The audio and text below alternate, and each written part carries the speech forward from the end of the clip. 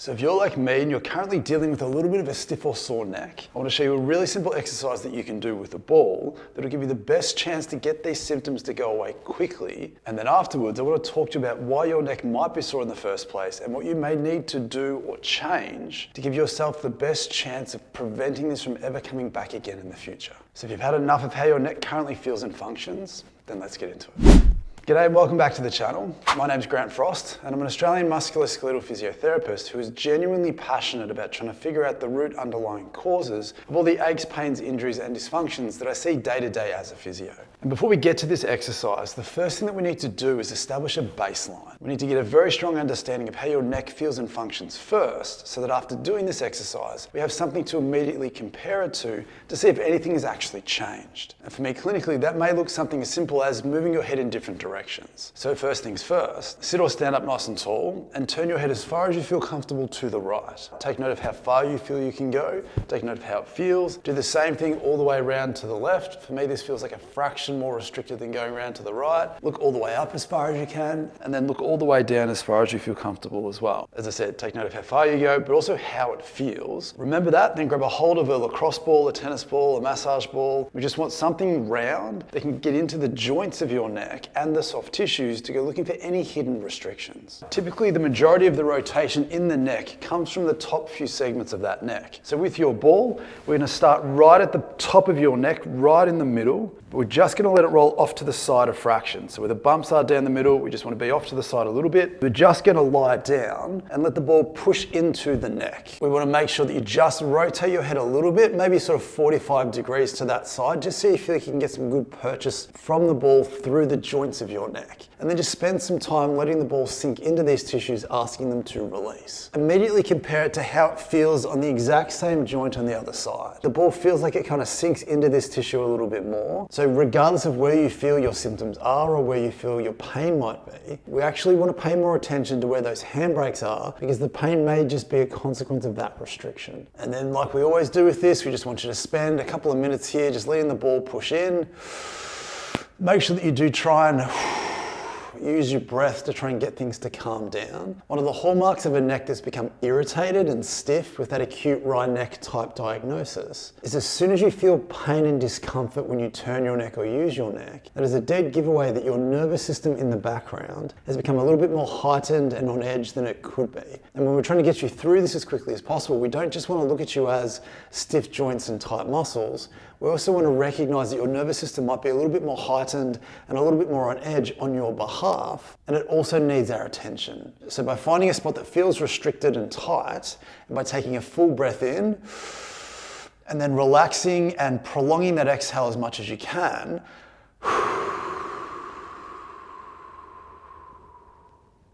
this prompts your nervous system to downregulate. And for me, clinically, it's one of the fastest ways that I've seen to get people out of feeling stiff and tight and also out of feeling painful and irritated. So do that on the first joint that you find is stiff. Then once you've done that, then just move it down a little bit, move it out a little bit. Go hunting for anything throughout the course of your neck that feels substantially more restricted or interesting than the other side. Keep breathing.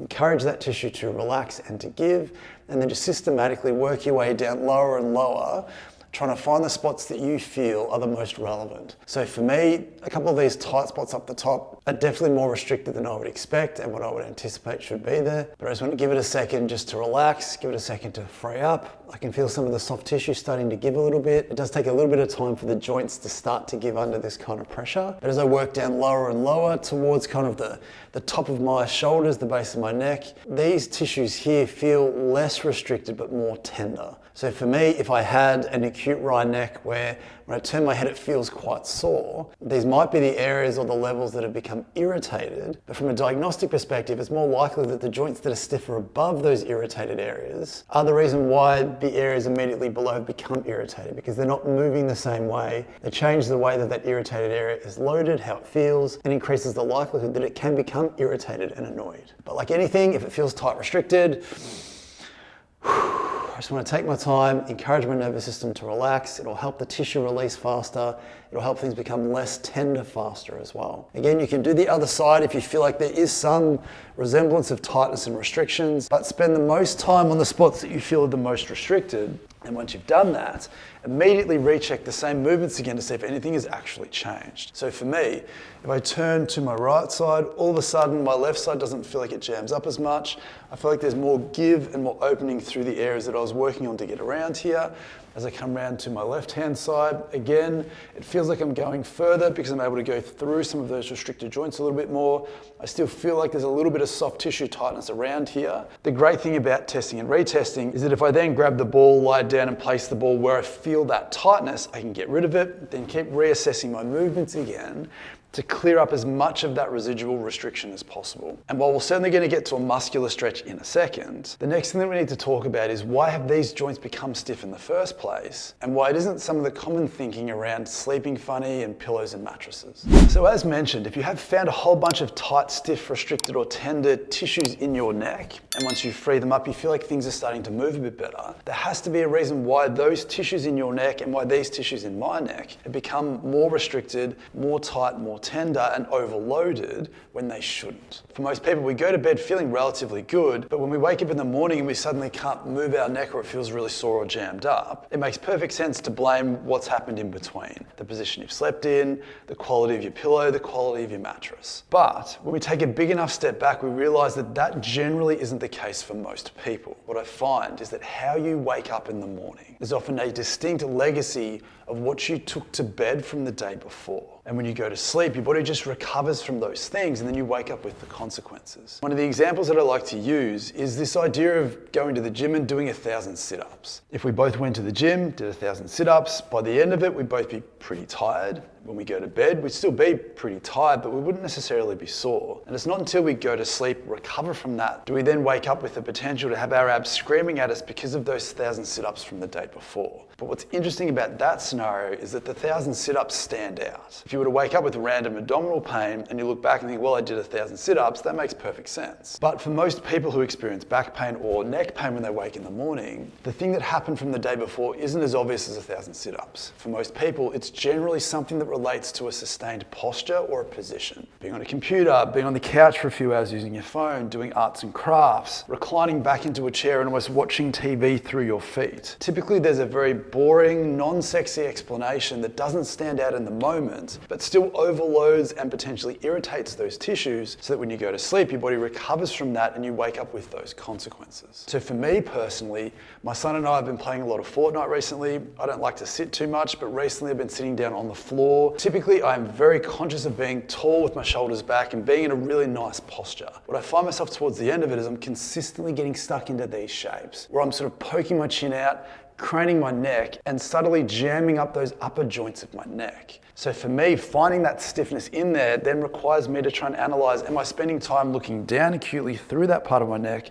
Or as it turns out for me, am I spending too much time going the opposite direction, poking my chin out and jamming those sections up enough so that when I go to bed over time, my body's starting to tell me that something about that isn't good enough. So not only do I need to free up my tissues to restore that normal range of motion, get that nervous system to calm back down again, but if I'm not getting out of these positions more consistently, back into better postures and loading this tissue up more symmetrically and more as a whole, rather than individualizing specific sections of my neck and overloading them, then I may never give my body permission to permanently fix this dysfunction long term. So when trying to figure this out specifically for you, we want to take a look at the shapes and positions you put your neck into the most throughout the day, whether it's at work, whether it's at school, whether it's looking down related, whether it's poking your chin out, whatever it may be. There has to be a reason for that, otherwise you don't deserve to have this. And because you wake up with those consequences, it's easy to intuitively blame a sleeping position, a pillow or a mattress. Analyze how you are during the day, try and improve those things more and more on balance, and see how you feel you wake up in the morning. So with that context in mind, once we've sort of spent some time working through the joints and the soft tissues, it may also be helpful to go after some of the muscular tightness more specifically with some really simple stretching techniques.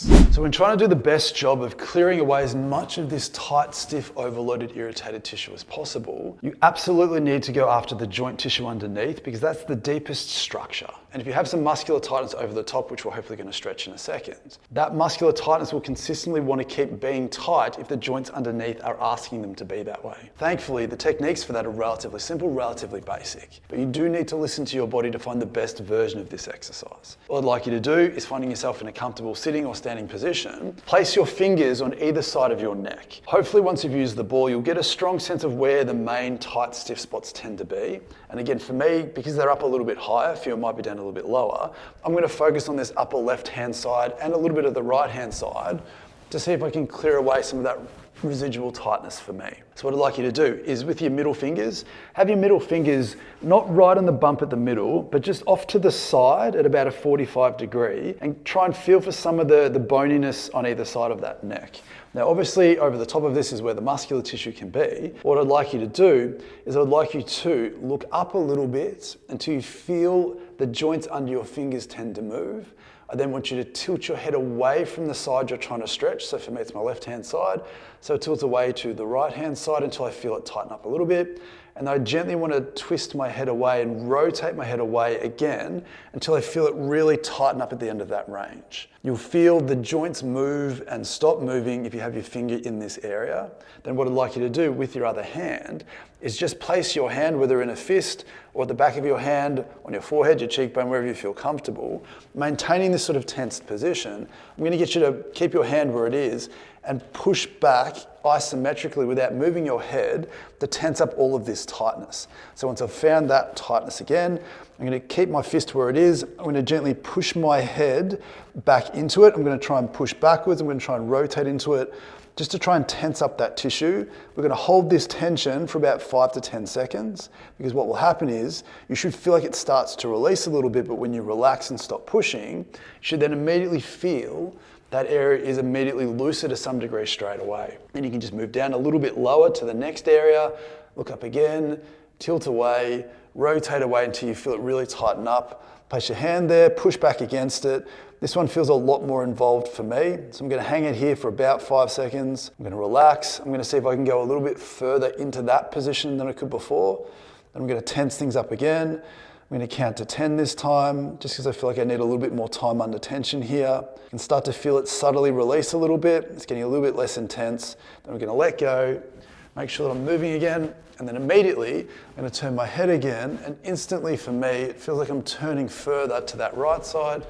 For me, again, I can feel like I can turn further to that left side. There's less restriction in that upper sort of left-hand side for me. I still feel a little bit of tightness here for me. So now I'm going to do the same thing. I'm going to look up until I bring in that level. I'm going to tilt away again until that level kicks in and that muscle tightens. I'm then going to turn my head away just to take up the last little bit of that slack. I'm going to gently push back against it. Hold this for 5 seconds. Then I'm relax. I'm going to go a little bit further now because I've got a little bit more slack there. I'm going to push through there again. I can feel that muscle tensing up. I'm going to squeeze it. Again, this is that PNF, contract, relax kind of stretching technique. And again, when I relax, just gently let go in case it's a little bit tender. And then again, it just feels looser and freer than it did before. But please don't ever take my word for this. Gauge how you feel you go with this exercise by literally testing and retesting your way through this. If you hit a spot, you feel like it frees up, and then you turn your head again and it feels like it's exactly the same, then although that's beneficial to free up, that probably wasn't the main spot that's holding you back. But by testing and retesting these exercises, you'll very quickly get a strong sense of where those hidden restrictions are the most. We want to respect where the irritated spot is, while also working around it to make sure that any of the tightnesses or restrictions there haven't asked that to become irritated over time. But as I mentioned, going through the joint mobility work, then working through some of the soft tissue work is only ever going to be as good as then the positions and shapes you put that tissue into the most throughout the day. If you don't make a strong effort to improve your awareness, improve the environment that you're in, but also your ability to be in a better position more often than not, then over time you might just be stuck in this cycle of just having to keep doing these sorts of things indefinitely without ever getting any closer to permanently solving them. So as always, I genuinely hope that was helpful. I'm going to spend a little bit more time now working through that tissue just to get the remaining tightnesses days hopefully out of the system as quickly as possible. I am going to still keep playing Fortnite with my son because we're right into it at the moment. We both enjoy it, so I might need to keep this up for a little bit to help buffer those positions so that when the season finishes and we don't play it as much, I then won't have to worry about this long term. But living in the modern world, it's hard to be perfect all the time, but it's no excuse for not understanding why you feel the way that you do day to day. So if that was helpful, please consider leaving a like on the video, subscribe to the channel if you're new. I post videos every week. If you're struggling with your neck and you want some one-on-one time to try and figure out what you need to do and how you can get through this long term, please consider booking in an online consultation with me. The link will be underneath the video. But as always, I do genuinely hope that that was helpful. Good luck getting that neck to free up and settle down. Hit the joints, hit the tissues, watch your posture, calm down that nervous system, and I hope to see you next time.